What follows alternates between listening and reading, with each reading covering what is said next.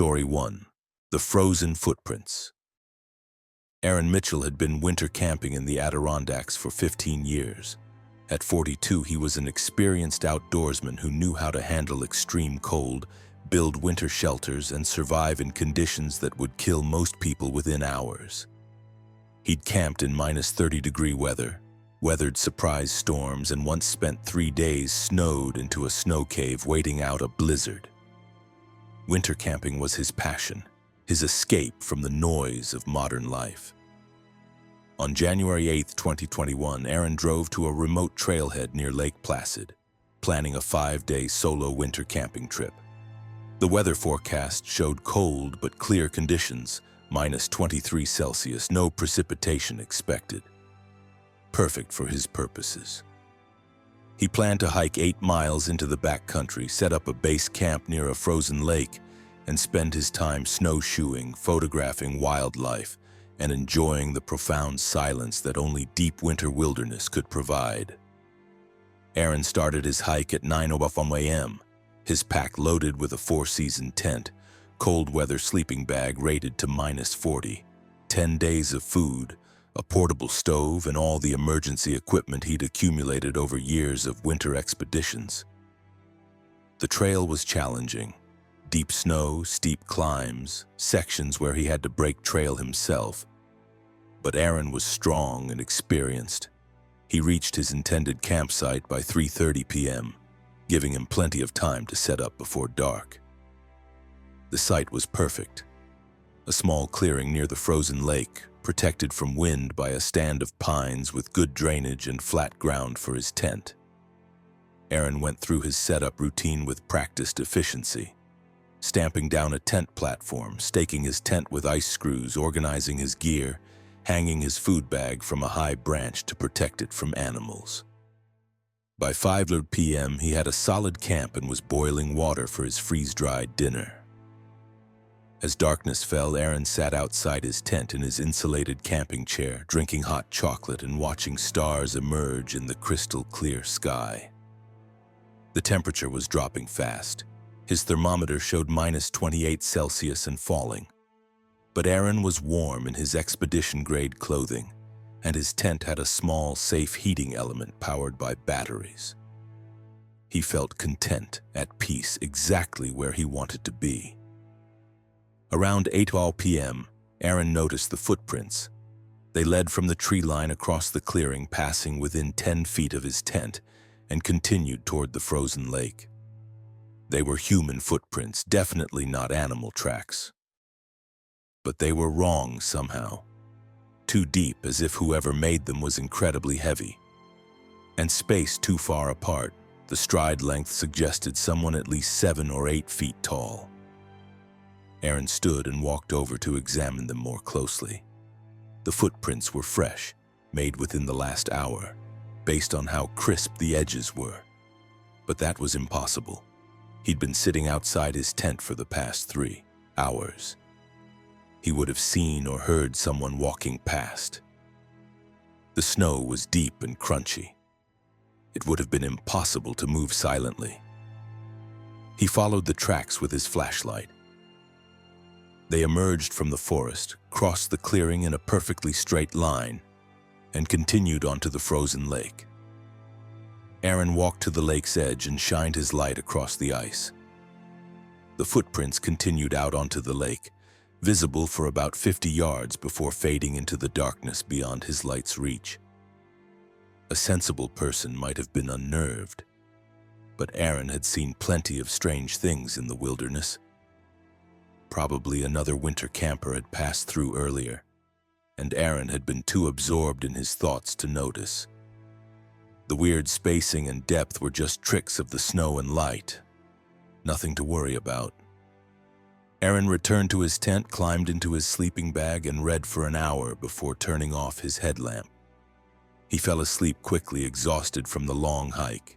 He woke at 2:47 a.m. to the sound of footsteps crunching through snow. Heavy footsteps moving slowly around his tent in a circle. Aaron lay perfectly still, listening. The footsteps completed one full circle, then another. Then they stopped directly outside his tent door. Aaron's heart hammered. He reached for his bear spray and his knife, weapons he kept close while camping. "Hello?" he called out. "Who's there?" No answer. Just silence broken only by the sound of Aaron's own breathing. "I'm armed," Aaron said loudly. "Identify yourself." Still no answer. After 2 minutes of silence, Aaron worked up the courage to unzip his tent and look outside. He shined his flashlight in a full circle around his tent. Nothing. No person, no animal, no movement. But the footprints were there, fresh tracks circling his tent exactly as the footsteps had circled. The same impossibly deep, impossibly spaced tracks he'd seen earlier. Aaron's hands were shaking as he examined the prints. They came from the lake, circled his tent 3 times, then returned to the lake. But here was the part that made Aaron's blood run cold. The tracks that approached his tent were deep and clear. The tracks that left his tent were shallow, barely visible, as if whatever had made them had become lighter or less substantial. Aaron spent the rest of the night awake, sitting in his tent with his bear spray in one hand and his satellite phone in the other. The emergency beacon feature was activated and ready. If anything came back, he could call for rescue. But nothing came. The night passed slowly, silently, with only the occasional crack of ice contracting on the lake. Dawn came around 7:15 a.m. Aaron climbed stiffly from his tent and examined the area in daylight. The footprints were still there, clearly visible. In the morning light, they looked even more wrong. The proportions weren't quite human. The toe placement was odd, and Aaron noticed something he'd missed in the dark. There were no snowshoe marks, no boot treads. The prints were smooth, as if made by bare feet, but no one could walk through -30-degree snow barefoot and survive. Aaron decided to investigate the lake. He was here for 5 days anyway, and whatever had visited his camp had left. Probably some kind of animal, and his tired mind had interpreted the tracks as human. He put on his snowshoes and carefully walked out onto the frozen lake, following the footprints. The ice was solid, at least 18 inches thick, safe to walk on. The footprints led straight out toward the center of the lake. Aaron followed them for about a 1/4 mile, and then they simply stopped. Not at a hole in the ice, not at the shore. They just ended in the middle of the lake, as if whoever made them had vanished into thin air. Aaron stood there for a long moment, staring at where the tracks ended. He looked around in all directions. The lake was flat and featureless, covered in smooth snow. There was nowhere for anyone to hide, no explanation for how the tracks could just stop. He walked in a wide circle around where the tracks ended, looking for any continuation. Nothing. The footprints approached this spot from the shore and simply ceased to exist. Aaron took photographs with his phone, documenting everything. Then he returned to his camp, his mind racing with possible explanations. Snow ghosts. Pareidolia effects, where your brain interprets random patterns as familiar shapes. But these were clear, deliberate footprints, wind-blown snow filling in tracks. But there was no wind, and the tracks he'd seen around his tent that morning were still perfectly preserved. He spent the rest of the day trying to settle into his camping routine, making meals, organizing his gear, taking short snowshoe hikes. But he couldn't shake the unease. Several times he caught himself looking over his shoulder, certain he was being watched. That afternoon, while Aaron was about 100 yards from camp gathering firewood, he saw movement near his tent. A figure, tall and impossibly thin, was standing beside his tent. It appeared to be looking at his gear. Aaron froze, watching. The figure was humanoid, but wrong. Too tall, proportions stretched and distorted. It wore no visible clothing, but Aaron couldn't see any details. It was like looking at a person-shaped absence, a void in the shape of a human. "Hey!" Aaron shouted. "Get away from my tent!" The figure turned toward him. Where its face should have been, there was nothing. Just a smooth, featureless surface. It stood there for a moment, facing him, and then it moved. not walked, moved. It glided across the snow without disturbing it, leaving those same impossible footprints, and disappeared into the tree line in seconds. Aaron ran back to his camp, fear overriding caution. His tent was undisturbed, his gear untouched. But there were new footprints everywhere, circles around his tent, leading to his food bag near his sleeping bag that he'd left, airing outside. The thing had been all through his camp, examining everything. Aaron made a decision. 5 days alone out here with whatever that thing was? No, absolutely not. He'd been winter camping for 15 years, and in all that time, he'd never felt genuine fear. He'd been cold, uncomfortable, challenged, but never afraid. This was different. Every instinct was screaming at him to leave. He began breaking down his camp, working as quickly as he could while the light held. He could hike out tonight if necessary. 8 miles through the dark and cold was preferable to another night here. As he was stuffing his sleeping bag into its compression sack, Aaron heard a sound that made him stop. Humming. Someone was humming a tune, wordless and eerie, coming from the direction of the frozen lake. Aaron slowly turned around. The figure was standing at the edge of the lake about 50 yards away. It was facing him, that featureless void where its face should be pointed directly at him. And it was humming, the sound carrying clearly across the cold air despite the distance. The tune was familiar. After a moment, Aaron recognized it. It was a song his mother used to hum when he was a child. A lullaby. He hadn't thought about that song in 30 years. There was no way this thing could know that song, no way it could know something so specific to his childhood. "What are you?" Aaron whispered. The humming stopped.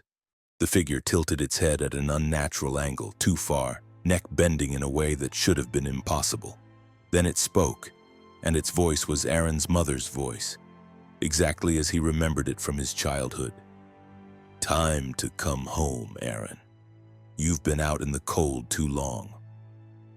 Aaron grabbed his partially packed gear and ran. Just abandoned half his equipment and ran, crashing through the snow, not caring about the trail, just needing to get away. Behind him, he could hear footsteps, those heavy, impossibly spaced footsteps, following. Not hurrying, just maintaining steady pace, as if the thing knew Aaron would tire eventually. Aaron ran for 20 minutes before his lungs were burning and his legs were giving out. He stopped, gasping for air, and looked back. The thing was standing about 30 yards behind him, perfectly still, watching. When Aaron started moving again, it followed. When Aaron stopped, it stopped. This continued for hours. Aaron would hike as fast as he could, and the thing would follow at a steady pace, never getting closer but never falling behind. It was hurting him, Aaron realized, keeping him moving in a specific direction, but which direction? In his panic, Aaron had lost his bearings. He wasn't on the trail anymore. He'd run blindly into the forest, and now he was lost. He tried his GPS. It showed his location as nowhere. Just a blank screen where the map should be. His compass spun uselessly, unable to find north. His satellite phone showed full signal but wouldn't connect calls. Aaron was truly lost now, in the dark and minus 30-degree temperatures with something inhuman following him. He stopped under a large pine tree and tried to think rationally. He had emergency supplies in the pack he'd grabbed. Matches, a space blanket, some food.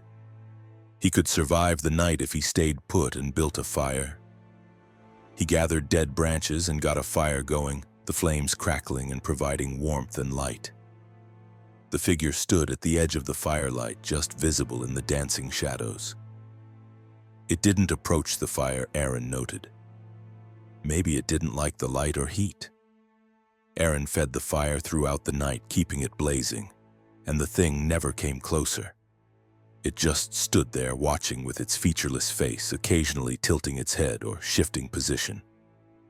Sometimes it would hum that lullaby. Other times it would speak in his mother's voice, saying things his mother had said to him as a child. "Don't stay out after dark, Aaron. You need to come inside now. It's not safe out here." Dawn finally came. In the growing light, Aaron could see that he was completely off trail, deep in unfamiliar forest. But he could also see that the thing was becoming less substantial. As the sun rose, it seemed to fade, becoming transparent. By full daylight, it was barely visible, just a shimmer in the air, like heat waves. Aaron waited until the thing had faded completely, then consulted his GPS again. It was working now, showing his location clearly. He was 5 miles from the nearest trail, in a direction he'd never have gone intentionally. The thing had herded him deep into the wilderness, away from any chance of rescue. It took Aaron 6 hours to reach the trail, then another 4 hours to reach his car. He was exhausted, hypothermic despite his gear, and deeply shaken. He drove straight to the ranger station and reported what had happened, minus the supernatural details. He said he'd gotten disoriented, panicked, and abandoned his gear. Rangers went to retrieve his equipment the next day. They found his tent and most of his gear exactly as he'd left it, but they also found something else that they showed Aaron. Dozens of sets of those impossible footprints crisscrossing the area around his campsite, each set slightly different in size but all sharing that same wrong spacing and depth. The prints led in all directions, suggesting there had been multiple figures, not just one. Aaron never went winter camping alone again. He still camps, but only in groups and never in that part of the Adirondacks. He has his photographs of the footprints, has shown them to experts who can't explain them. Animal tracks? No. Human with snowshoes? The pattern is wrong. Some kind of hoax? But who and why and how did they know that lullaby? Sometimes on winter nights when the temperature drops below -20, Aaron hears humming. Just faint, coming from no particular direction, that same lullaby his mother used to sing. And he knows with absolute certainty that something in those frozen woods marked him. Something that follows impossible footprints through impossible snow. Something that knows his name, knows his memories, and is patiently waiting for him to come back to the cold. Story 2. The Yukon Photographer. Lisa Chen was a professional wilderness photographer specializing in extreme environments. At 31, she'd photographed the Amazon rainforest, the Sahara Desert, and Antarctic research stations. Her work had appeared in National Geographic, Outside Magazine, and numerous conservation publications. She was fearless, meticulous, and had a reputation for getting shots no one else could get because she was willing to go places no one else would go. In February 2019, Lisa received a commission to photograph winter wildlife in the Yukon Territory. Specifically, she was looking for wolves, lynx, and if she was extremely lucky, wolverines. She planned a 10-day winter camping expedition, flying into Whitehorse and then using a snowmobile to access remote areas where wildlife was more abundant. Lisa arrived in Whitehorse on February 10th and spent 2 days organizing her gear, checking weather forecasts, and filing her itinerary with the Royal Canadian Mounted Police. The forecast showed stable cold weather, -35 to -40 Celsius, but no major storms, perfect for her needs. She rented a snowmobile and trailer, loaded her camping gear and photography equipment, and headed into the wilderness.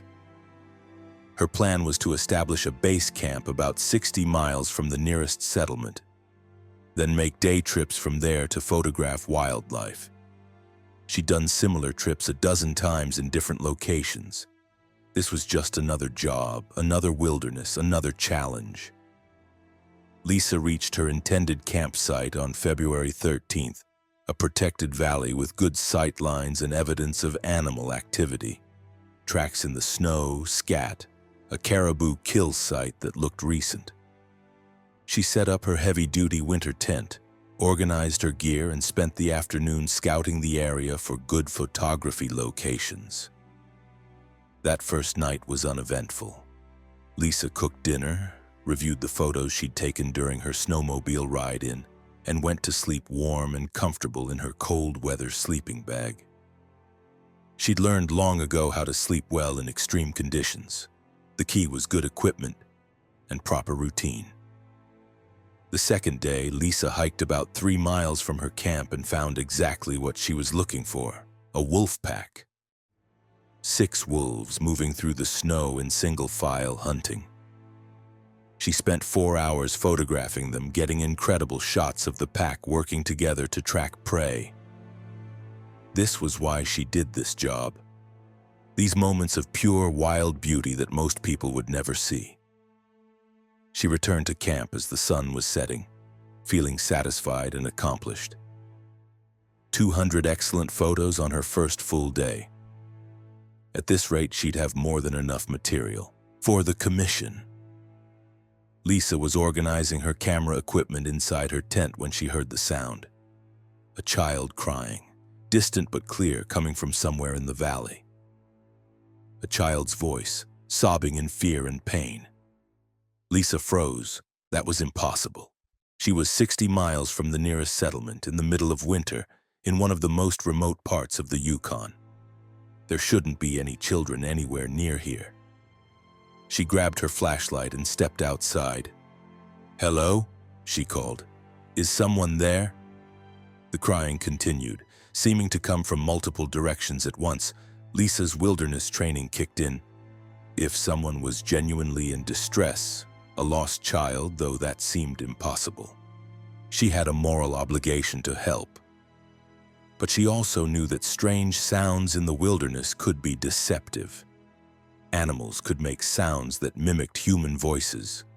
Wind through rocks could create eerie noises. She called out again. "If you need help, I'm here. Follow my voice." The crying stopped abruptly. Total silence. Then a child's voice, small and frightened. "Help me, I'm lost. I'm so cold." Lisa's photographer instincts made her grab her camera with its low-light lens before she set out. She followed the voice, moving cautiously through the snow.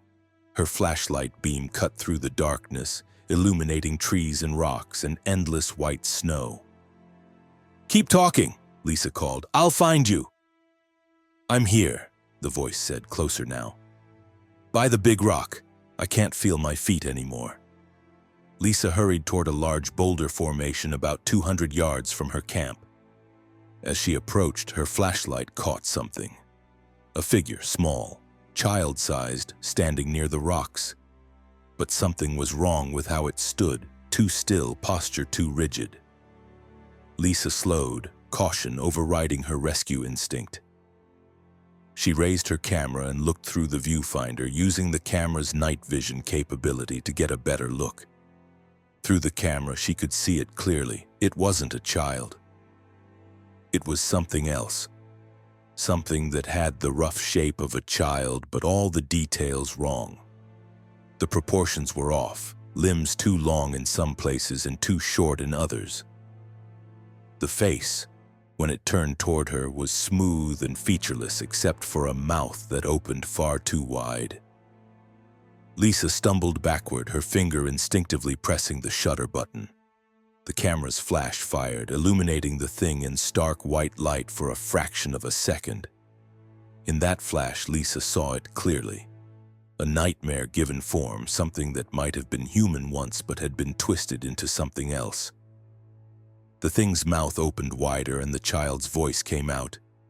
"Why won't you help me? Don't you care that I'm cold?" Lisa ran. She sprinted back to her tent, her photographer's pack bouncing painfully on her back, not caring about the noise or the exertion.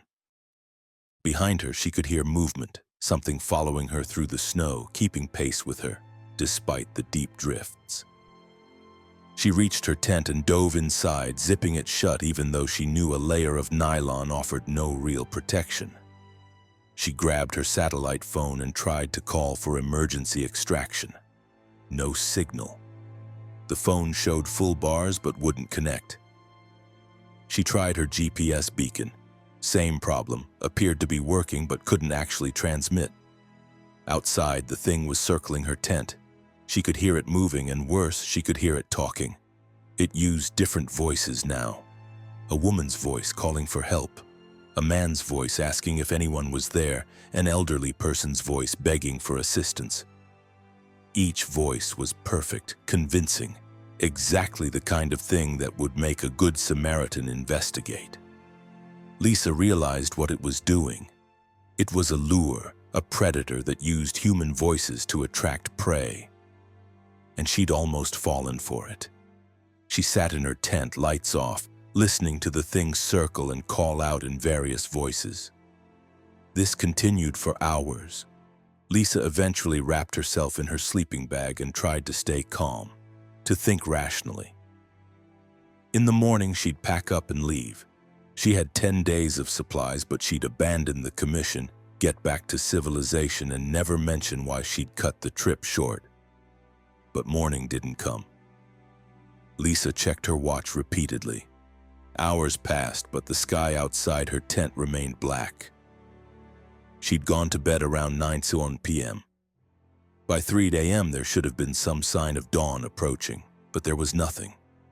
Just continuous darkness. At what her watch claimed was 8 a.m., Lisa carefully unzipped her tent and looked outside. The sky was full of stars, the moon bright overhead. It looked like midnight, not morning. But her watch was reliable, synced to atomic time. It was definitely 8 a.m. The sun wasn't rising, or couldn't rise. Something was keeping it perpetually night. Lisa climbed out of her tent and looked around her camp. Everything looked normal, her snowmobile, her supplies, her camping equipment. But the quality of the darkness was wrong. It wasn't just absence of light, it was presence of dark, if that made sense. The darkness felt thick, substantial, oppressive. She tried her camera, wanting to document this impossible phenomenon. Through her viewfinder with night vision enabled, Lisa saw them. Dozens of figures, maybe hundreds, standing in a wide circle around her camp. All different shapes and sizes, some child-sized, some adult, some impossibly tall and thin. All with those smooth, featureless faces and mouths that opened too wide. They were just standing there, watching her. Waiting. Lisa backed toward her tent, keeping her eyes on the figures. They didn't move, didn't approach. They just stood in their circle, patient and still. Lisa realized she was surrounded. Even if she tried to run, tried to drive away on her snowmobile, she'd have to pass through that circle of watchers. She climbed back into her tent and tried to think. Her supplies would last 8 more days. Surely the sun had to rise eventually. This was some kind of atmospheric phenomenon, something she didn't understand, but that would resolve itself. She just had to wait it out, but the sun never rose. Lisa waited through what her watch said was day 3, day 4, day 5. The sky remained filled with stars, the moon cycling through its phases in fast forward, and the darkness never lifted. She rationed her food and fuel carefully. The figures outside her tent never left, never approached, just maintained their vigil. On day 6, Lisa's food ran out. On day 7, her fuel for her stove was gone. She was eating her freeze-dried meals raw, drinking melted snow, trying to conserve her batteries and stay warm. The cold was getting worse. Her thermometer showed -58°C, temperatures that shouldn't occur in this valley even in the deepest winter. The figures were closer now. Not obviously closer, but each time Lisa looked, they seemed to have moved inward, tightening the circle. She took photographs obsessively, documenting everything, even though she knew the photos might never be seen by anyone else. On day 8, Lisa heard a voice she recognized. Her sister's voice calling to her, "Lisa, thank God I found you. I've been looking everywhere." Lisa looked out through her tent's mesh window. One of the figures had stepped forward from the circle. It was wearing her sister's face now, or a close approximation of it. close enough to be convincing in the dark. "Amy?" Lisa called. That was her sister's name. "Yes, it's me. I came to find you when you didn't check in. Can you help me with my tent? I'm having trouble setting it up." Lisa's rational mind knew this was impossible. Amy was in Seattle, 3,000 miles away. There was no way she'd be here, but the isolation, the fear, the darkness that never ended. It was all eroding Lisa's ability to think clearly. She found herself unzipping her tent, stepping out toward the figure. "Amy, how did you get here?" "I flew to Whitehorse, then hired a guide," the thing wearing Amy's face said. "Lisa, I was so worried about you. Come help me." Lisa walked toward it, each step feeling dreamy and disconnected. Some part of her was screaming warnings, but the part of her that desperately wanted to not be alone anymore was stronger. She was 10 feet away when she saw the figure's eyes. They were completely black, reflecting nothing. And its smile was wrong. Amy's mouth, Amy's teeth. But the smile stretched too far, showing too many teeth, going back too far into the head. Lisa stopped. "You're not Amy." "Of course I am," the thing said, still in Amy's voice. "Don't you recognize your own sister?" "Amy has a scar on her left cheek from when we were kids and she fell off her bike. You don't have that scar." The thing's smile widened impossibly. "Clever," it said. But the voice wasn't Amy's anymore. It was something else. Something inhuman that couldn't quite manage human speech. "But you were so close to joining us." Lisa ran back to her tent. The circle of figures collapsed inward, all of them rushing at once. Lisa grabbed her satellite phone and her camera, the two most important things, and ran toward her snowmobile. If she was going to die, she'd die trying to escape, not cowering in her tent. She jumped on the snowmobile and turned the key. The engine roared to life. Thank God it started. She gunned the throttle and aimed for the thinnest part of the circle where the figures seemed less dense. The snowmobile plowed through them, and it was like driving through smoke. The figures had no substance. The snowmobile passed right through them. But as she passed through each figure, Lisa felt something. A pulling sensation, a cold that went beyond physical cold, reaching into her chest and wrapping around her heart. She drove blindly, heading in what she hoped was the direction of civilization. The figures followed, floating alongside her snowmobile, keeping pace even though she was going 40 miles per hour. They reached out toward her, their two long arms stretching and stretching, almost but not quite touching her. Lisa drove for hours. The darkness never lifted. The figures never fell behind. She had no idea if she was going the right direction or just driving deeper into the wilderness. Her GPS was useless, showing her location as nowhere. Her compass spun uselessly. Finally, exhausted and hypothermic despite her gear, Lisa stopped. She was lost, surrounded, and out of options.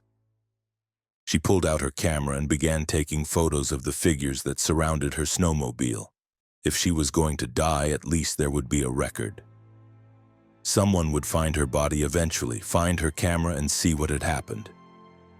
She took hundreds of photos documenting the impossible things around her. The figures seemed to enjoy it, posing for her, moving closer, showing themselves in detail that would make the photos undeniable. As Lisa's camera battery finally died, one of the figures spoke. "The sun will rise when you join us. That's always been the bargain. The sun rises when someone joins the darkness." "What are you?" Lisa whispered. "We're the ones who got lost in the winter, in the cold, in the darkness. And now, we're the darkness. We're the winter that never ends. Join us. Be part of the eternal cold. Then the sun can rise for someone else." Lisa understood then. This was a trap, had always been a trap. Something in this valley trapped people, kept them in endless night until they gave up, until they joined whatever these things were. And when someone new came along, one of the trapped ones could be released. could become the darkness while the new victim took their place. "No," Lisa said. "I won't join you." "Then you'll die here," the figure said. "And eventually you'll join us anyway. Everyone does eventually." Lisa closed her eyes.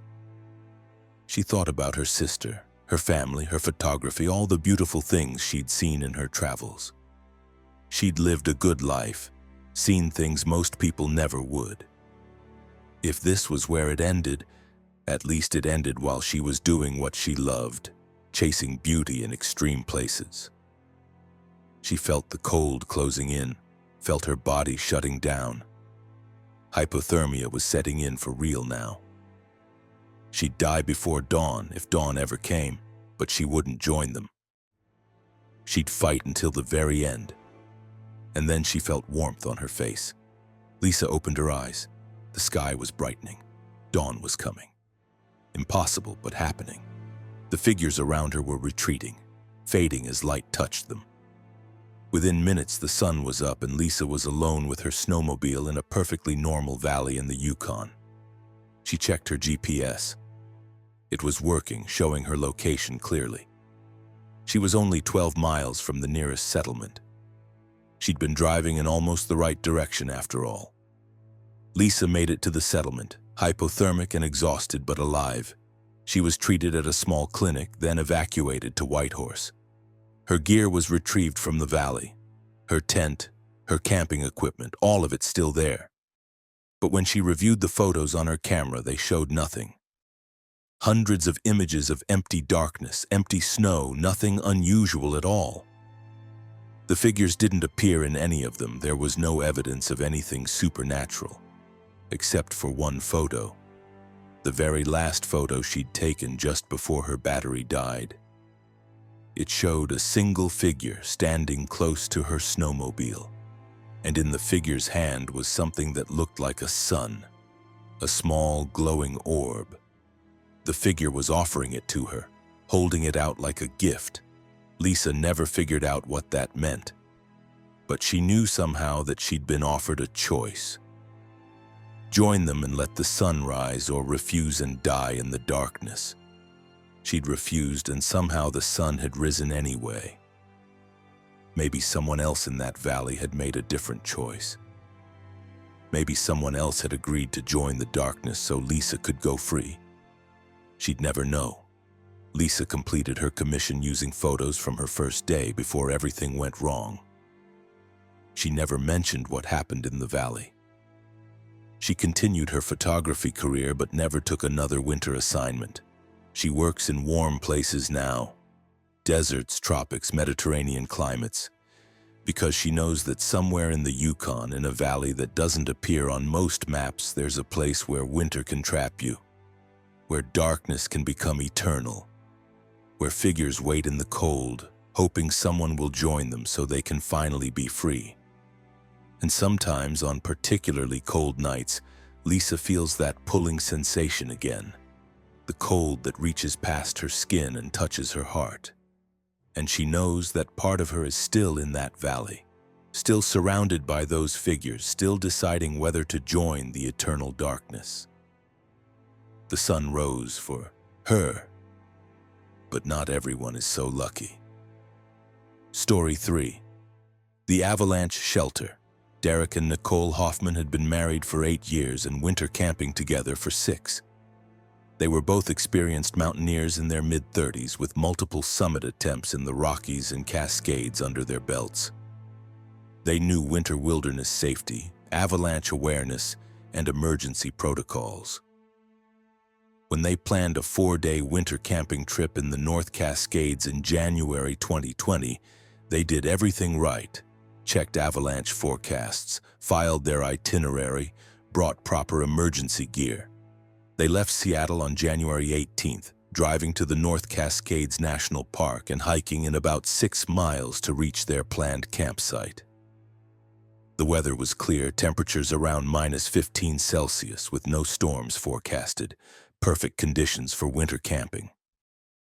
The first 2 days were exactly what they'd hoped for. Stunning views, excellent snow conditions for skiing, and the profound peace that came from being deep in winter wilderness.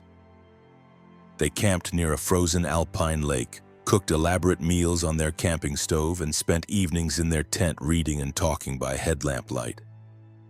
On the morning of day 3, the weather changed. Dark clouds rolled in fast and snow began falling heavily. Derek checked their weather radio. A winter storm warning had been issued with 18 to 24 inches of snow expected and high winds. Worse, the avalanche danger had jumped from moderate to high. "We should head down," Derek said. "This is getting dangerous." Nicole agreed. They broke camp quickly, packed their gear, and started hiking out. But the snow was falling so heavily that within an hour they could barely see 10 feet ahead. The trail disappeared completely under fresh powder. They were navigating by compass and GPS, but the terrain was becoming treacherous. They'd gone maybe 2 miles when they heard it, a deep rumble from above. Derek looked up and saw the mountain moving. An avalanche, massive, breaking loose from the ridge above them. "Run!" Derek shouted, grabbing Nicole's hand. They sprinted downhill, but you can't outrun an avalanche. The wall of snow hit them like a freight train, tumbling them, burying them, crushing them with thousands of pounds of pressure. Derek lost consciousness. When he came to, he was completely buried in snow, unable to see or hear anything. He couldn't move his arms or legs. The weight of the snow compressed his chest, making it impossible to breathe deeply. He was going to die here, suffocated under the snow. But then he felt movement, someone digging near him. Hands grabbed his jacket and pulled. Derek emerged from the snow, gasping and coughing into dim light. Someone had dug him out. It was Nicole. She was covered in snow but alive, breathing hard. "Are you okay?" she asked, her voice shaking. "I think so," Derek managed. "How did you—" "I got thrown clear," Nicole said. "Landed on top of the debris. I saw where you went under and dug you out." "Derek, we need to find shelter, fast. We lost most of our gear. It's buried somewhere." They took stock of what they had. Derek still had his pack, but it had been partially torn open by the avalanche. They'd lost their tent, most of their food, and 1 sleeping bag. They had 1 sleeping bag, a small camping stove with 1 fuel canister, some emergency supplies, and their winter clothing. Not enough to survive multiple nights in these conditions, especially with a storm raging. "We need to dig a snow cave," Derek said. "We can't make it down in this storm, and we don't have enough gear to set up a proper camp." They found a deep drift against a rock face and started digging, using their snowshoes as shovels. It took 2 hours of exhausting work, but they managed to create a small cave, barely big enough for both of them, but it would provide shelter from the wind and insulation from the cold. They crawled inside, sealed the entrance partially with blocks of snow, and huddled together in their single sleeping bag. The temperature inside the snow cave was around -5 Celsius, far warmer than the -20 outside, but still dangerously cold. They'd have to share body heat to survive the night. "We'll wait out the storm," Derek said. "Tomorrow, when visibility improves, we'll continue down. We'll be okay." But they weren't okay. As the hours passed in the dark, cramped snow cave, Derek began to realize something was wrong. Nicole was shivering uncontrollably despite the sleeping bag and their shared body heat. When he touched her face, her skin was ice cold. "Nicole, talk to me. How are you feeling?" "Cold," she whispered. "So cold. I can't get warm." Derek fired up their camping stove, using precious fuel to create heat. The small flame provided light and warmth, and Nicole seemed to improve slightly. But Derek noticed something that made his stomach turn. Nicole's lips were blue and there was snow in her hair that wasn't melting despite the warmth from the stove. "Nicole, were you injured in the avalanche? Are you hurt anywhere?" "I don't think so," she said. "Just cold. Why won't I stop shivering?" Derek pulled her closer, rubbing her arms and back, trying to generate warmth. But Nicole felt wrong, too cold, too stiff. He pulled back slightly to look at her face in the stove's light. Her eyes were completely white. No pupils, no iris, just solid white from edge to edge. Derek jerked back, his heart racing. "Nicole, your eyes—" "What about them?" she asked, and her voice sounded hollow, distant. They're not right. Nicole, something's wrong. Something happened to you." Nicole reached up to touch her own face, and Derek saw that her fingernails were black. The skin on her hands mottled gray. She looked down at her hands and made a small, frightened sound. "Derek, what's happening to me?" Derek's mind raced. Severe frostbite? But that wouldn't explain the eyes, wouldn't happen this fast. Hypothermia? But her symptoms were all wrong. This was something else, something impossible. "When you dug me out," Derek said slowly. "How long was I buried?" "I don't know," Nicole said. "Maybe 20 minutes? I had to dig through so much snow." "And you were thrown clear? You landed on top of the avalanche debris?" "Yes, I told you that." Derek felt sick. He'd been buried under thousands of pounds of snow. An avalanche like that, people didn't just get thrown clear. People got buried, crushed, killed. The odds of anyone surviving by landing on top were infinitesimal. "Nicole," Derek said carefully, "do you remember the exact moment the avalanche hit? What were you thinking?" Nicole was quiet for a long moment. I was thinking that I couldn't let you die, that I'd do anything to save you, and then everything went white, and then I was on top of the snow and I was digging you out." Derek's hands were shaking. "Nicole, I think you didn't land on top. I think you were buried too. And I think you died." "That's ridiculous," Nicole said, but her voice was uncertain. "I'm right here. I'm talking to you. Look at yourself. Look at your hands, your skin. Feel how cold you are. Your eyes are completely white, Nicole. You don't look alive." Nicole touched her face again, exploring features that felt wrong. "No," she whispered. "No, I'm not dead. I can't be dead. I'm talking to you. Dead people don't talk." "I don't think you're a ghost," Derek said, though he wasn't sure what he thought. I think when you died, you wanted so badly to save me that something happened. Some part of you came back or never left, I don't know. But Nicole, you're not alive, not in the normal way." Nicole started crying, and her tears were tinged with red, freezing on her cheeks as soon as they fell. "I don't want to be dead. I want to go home. I want to be warm again." Derek held her, even though holding her felt like holding a corpse, even though everything in him was screaming that this was wrong. "We'll get out of here. We'll get down the mountain and we'll figure this out. There has to be an explanation. Some kind of medical condition, maybe. Something the doctors can fix." But Derek knew, even as he said it, that no doctor could fix this. Nicole was dead. She died in the avalanche, probably instantly, crushed under the snow. But somehow, impossibly, she'd come back. Or part of her had. The part that loved him, that couldn't let him die alone in the snow. They spent the night in the snow cave, Derek trying to keep warm while Nicole sat beside him. No longer bothering to pretend to be cold, since they both knew she couldn't feel temperature anymore. In the morning, the storm had cleared. Derek crawled out of the cave into brilliant sunshine. Nicole followed him out, and in the daylight, Derek could see the full extent of what had happened to her. Her skin was gray and mottled, her eyes solid white. She moved stiffly, mechanically. She looked like someone who'd been dead for days, not hours. But she was walking, talking, helping him pack their remaining gear. They started hiking down. It should have been a 4-hour hike to reach the trailhead, but it took them all day. Derek was exhausted, struggling through the deep snow with inadequate gear. Nicole moved tirelessly, never slowing, never needing rest. She no longer even pretended to be human. Other hikers passed them on the trail heading up.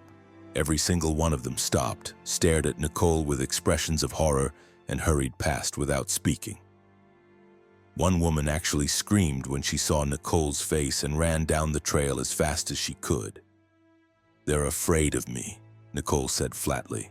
"I'm a monster now." "You're not a monster," Derek insisted. "You're my wife. You saved my life. We're going to figure this out." But when they reached the trailhead and Derek's truck, Nicole stopped. "I can't go with you," she said. "What? Of course you're coming. We're going to a hospital, getting you checked out." "Derek, look at me. Really look at me. I'm dead.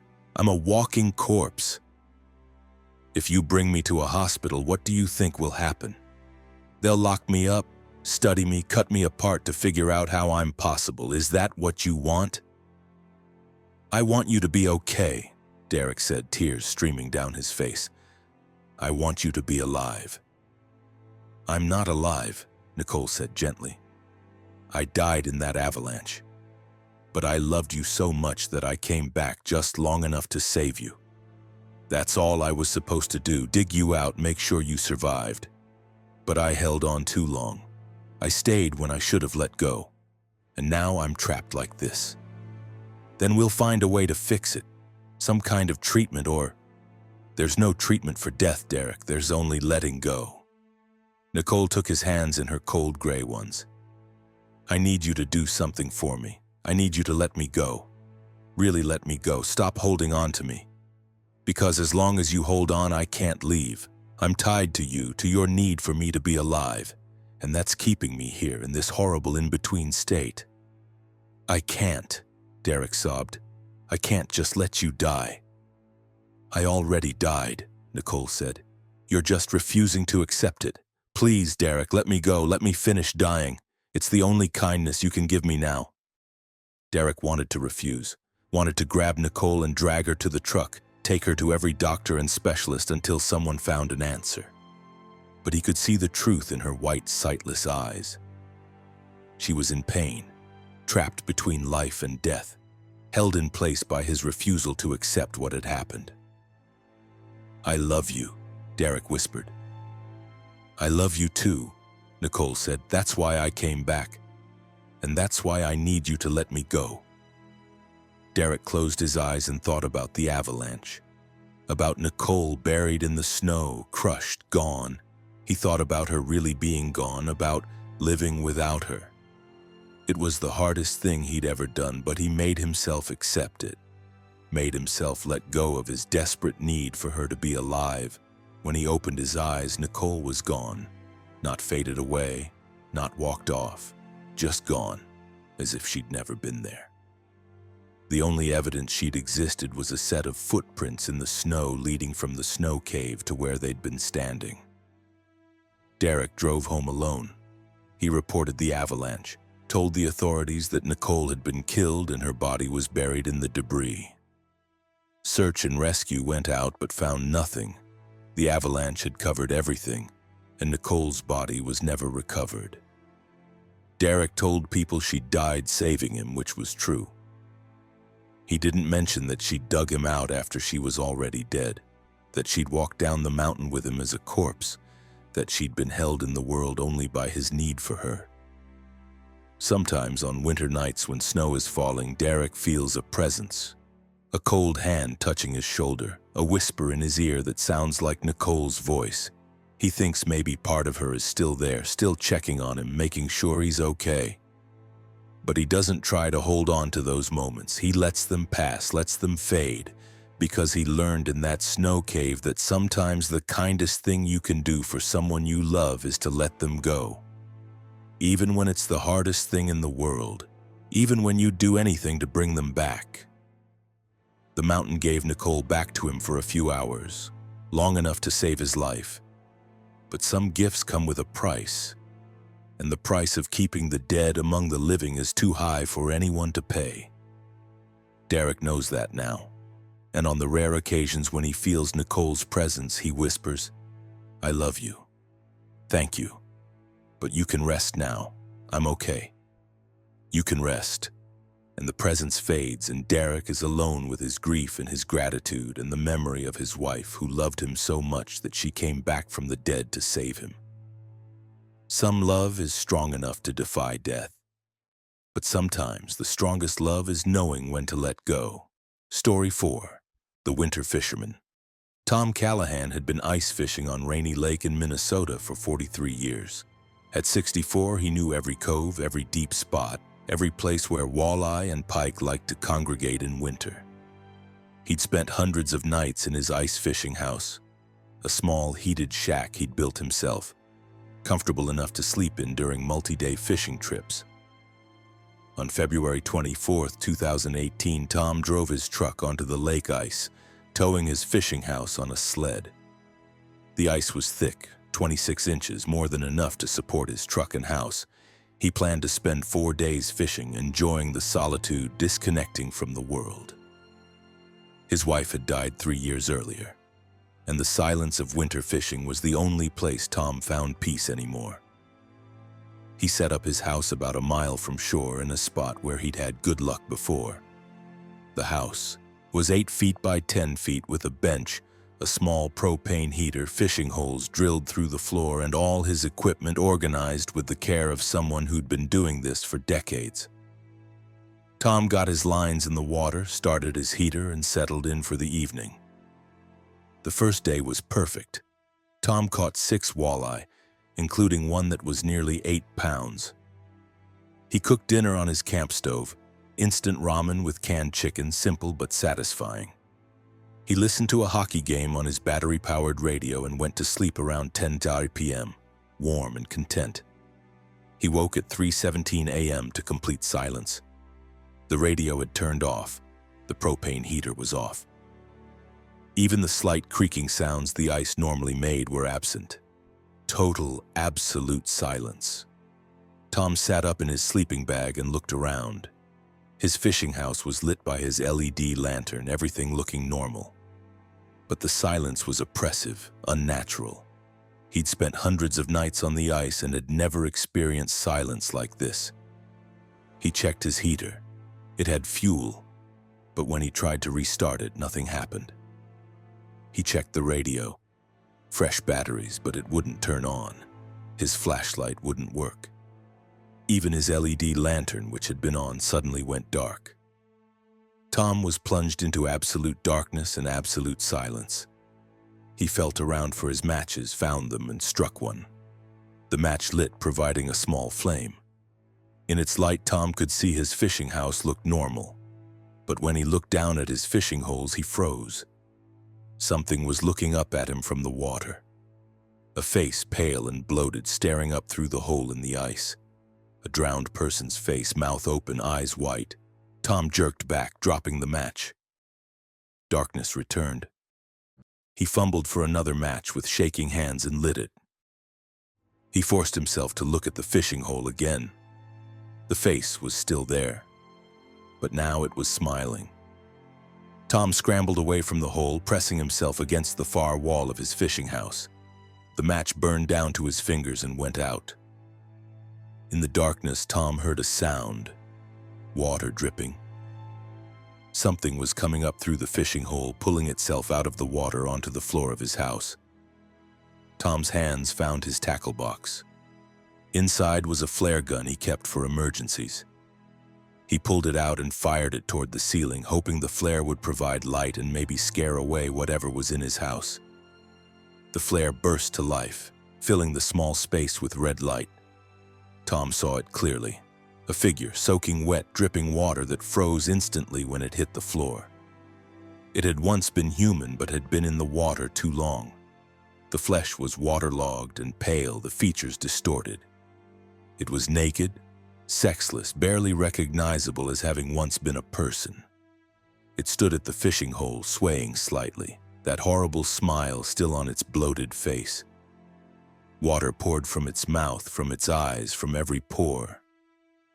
"You fish in our home," it said, the words gargled and wet. "You fish in our home and we get lonely down there in the cold and the dark, so we came to visit." Tom looked at his other fishing hole. Another figure was pulling itself up just as waterlogged and horrible as the first. And through the ice itself, which should have been solid, more figures were pressing up, their faces visible through the ice like people trapped under glass. "What do you want?" Tom managed to ask. "Company," the first figure said.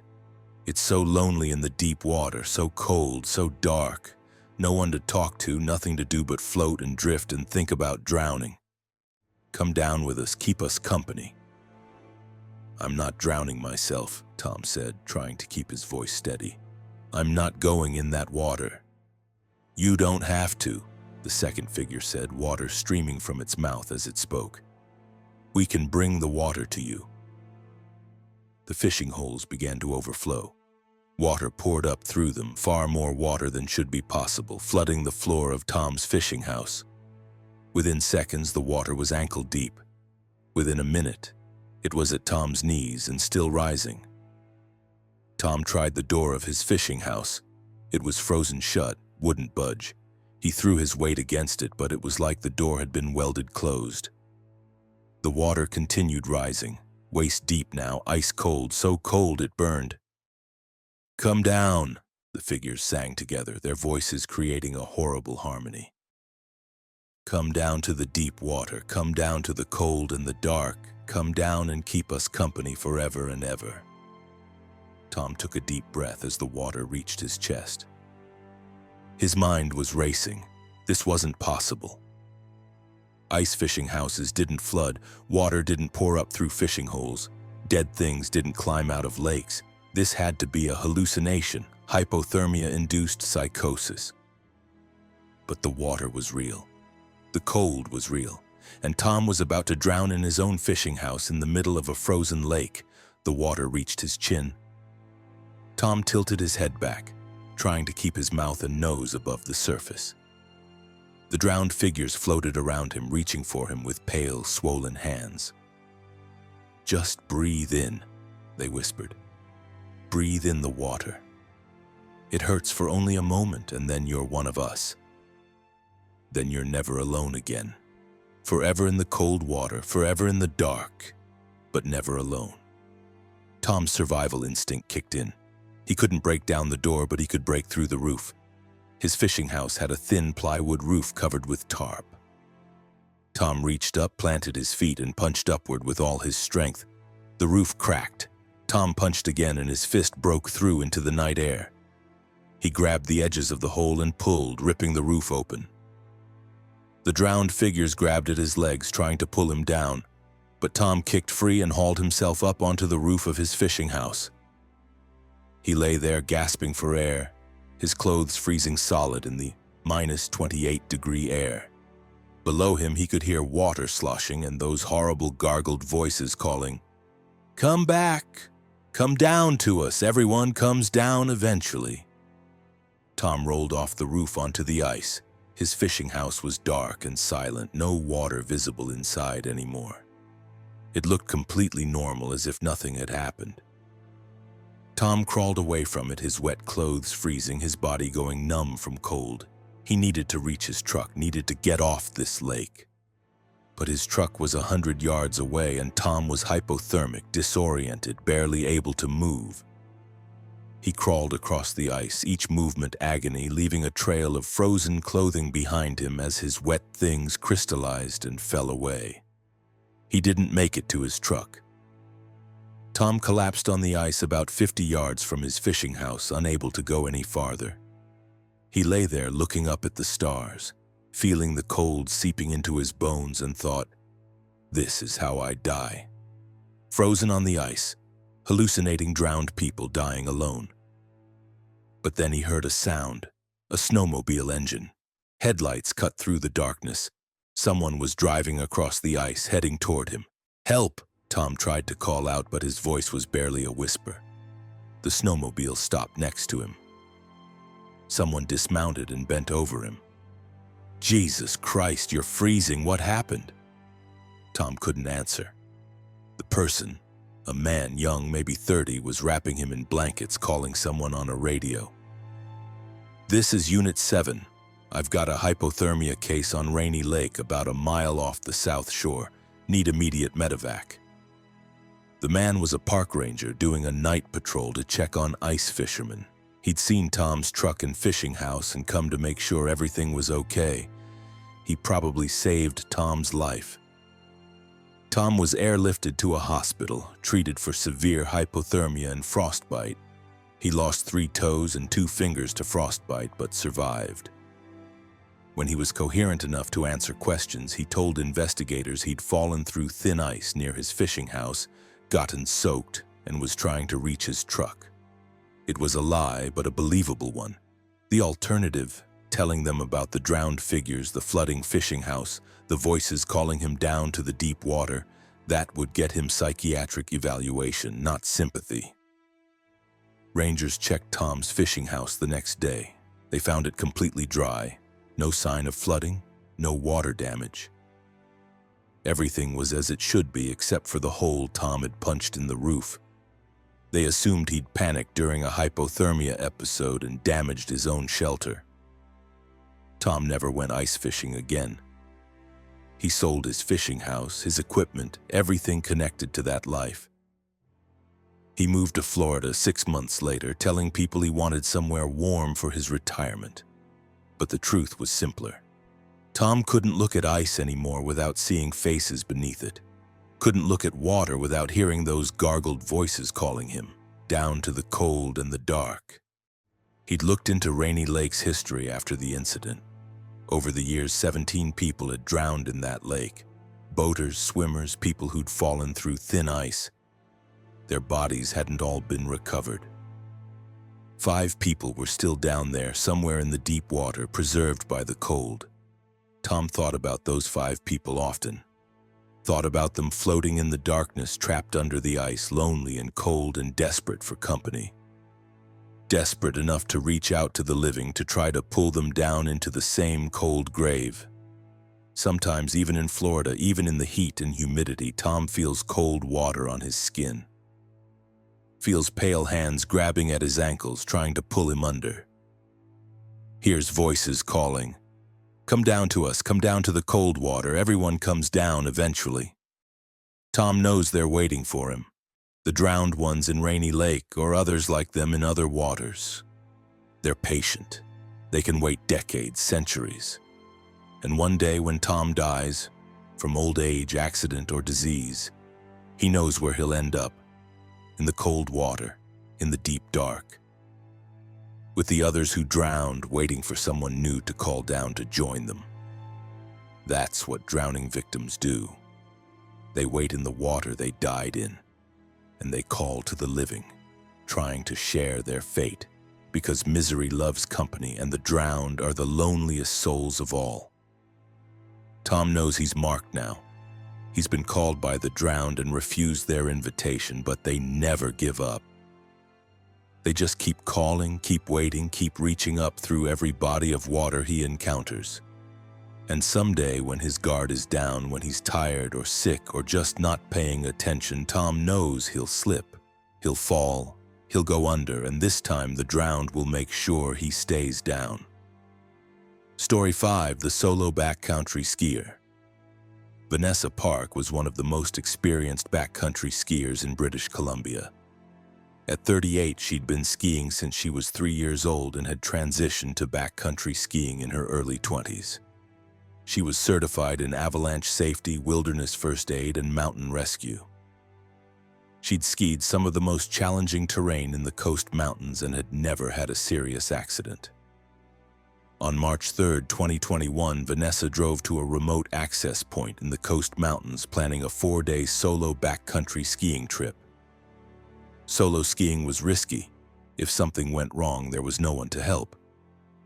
But Vanessa was confident in her abilities and had emergency communication equipment, including a satellite phone and GPS beacon. The weather forecast was stable.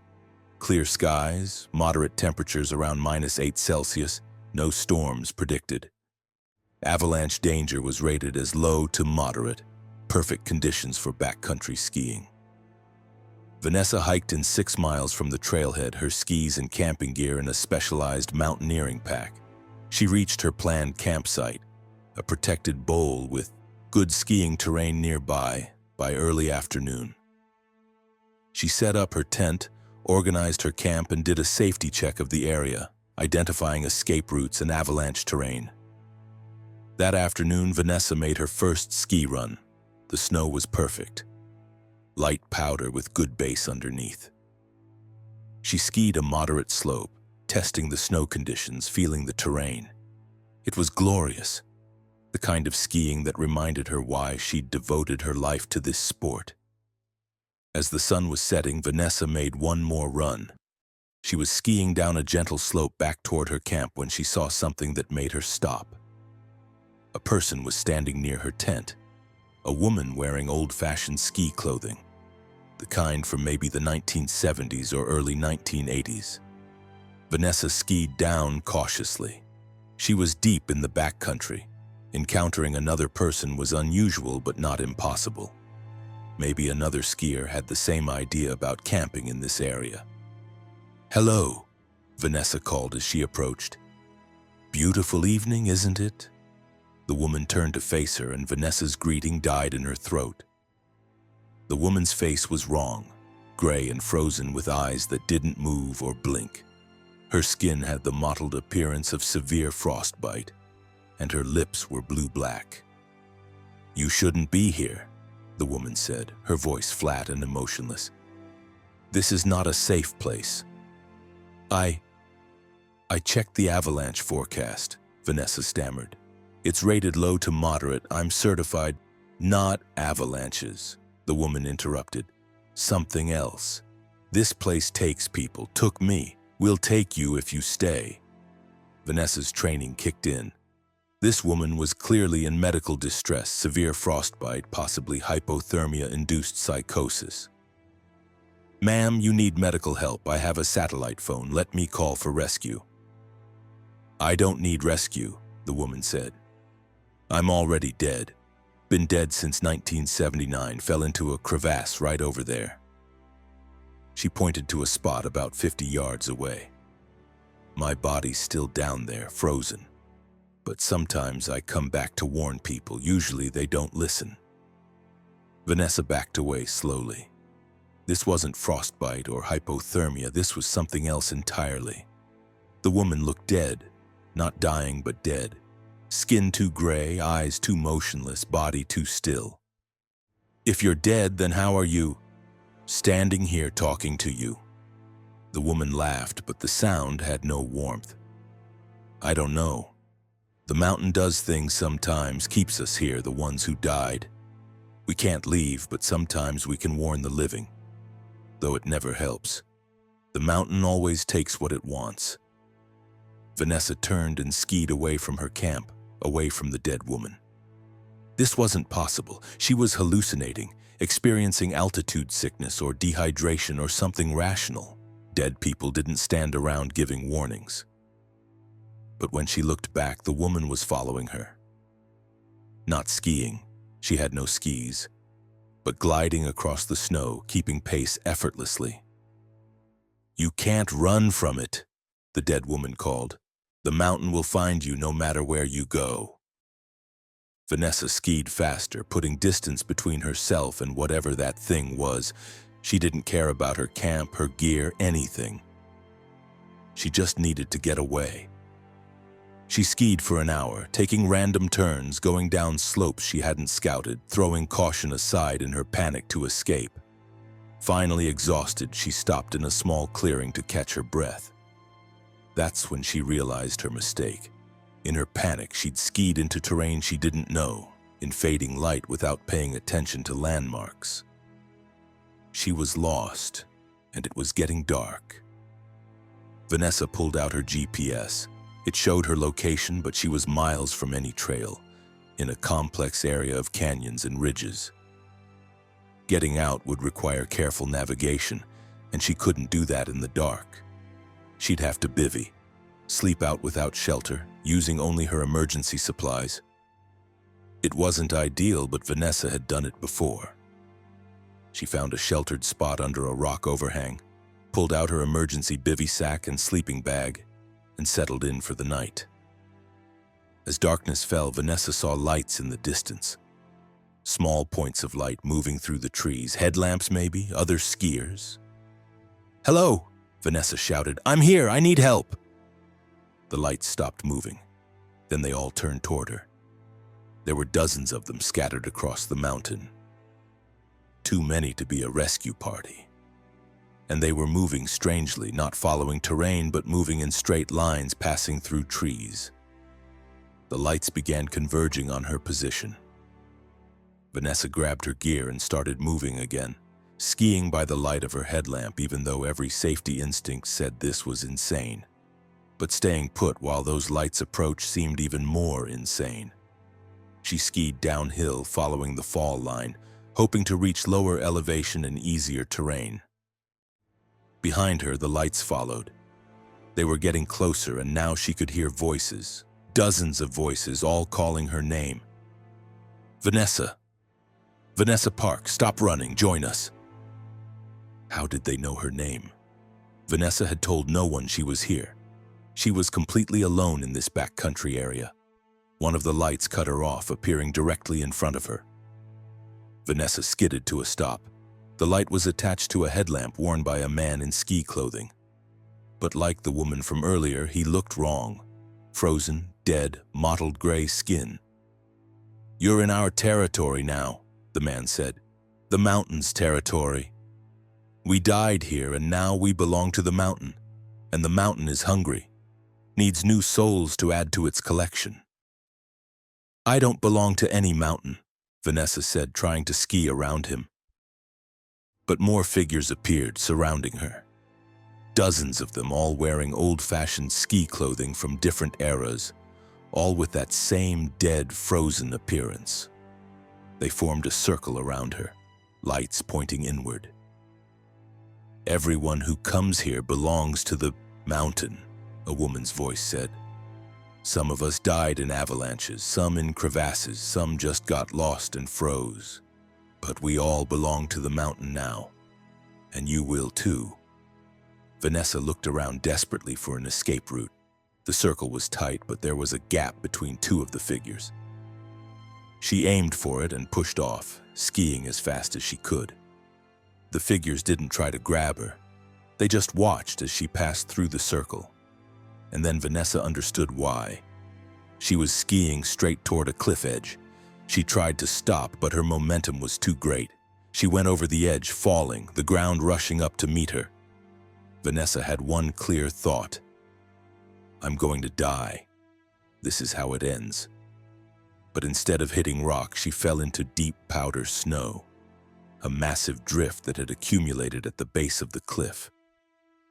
The snow cushioned her fall, and she came to a stop, buried up to her chest, but alive and uninjured.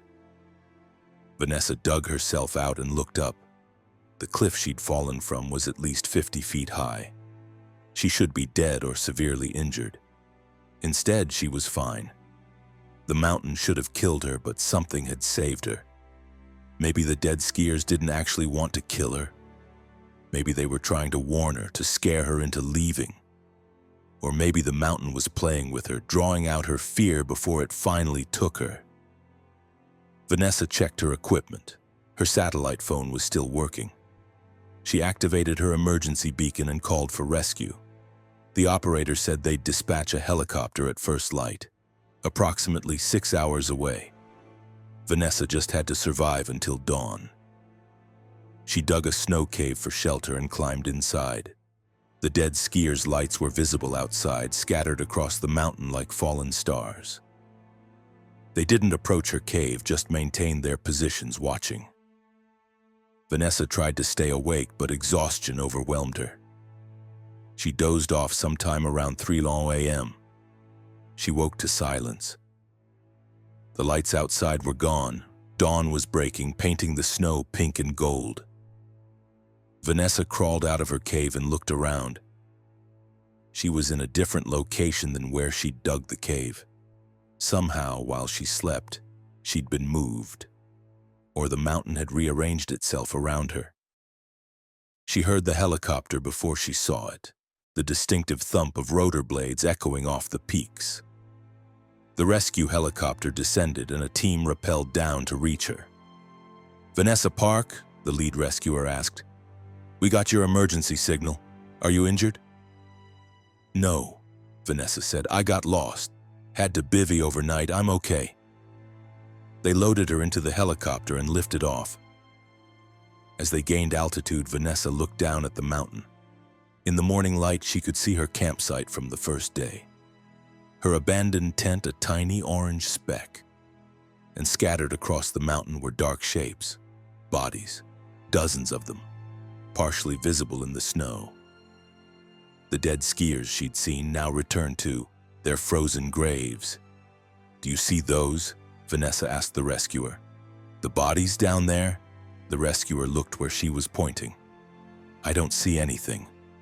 "What bodies?" Vanessa looked again. The shapes were gone. Just pristine white snow, empty slopes, no trace of the dead. "Nothing," Vanessa said quietly. "Must have been a trick of the light."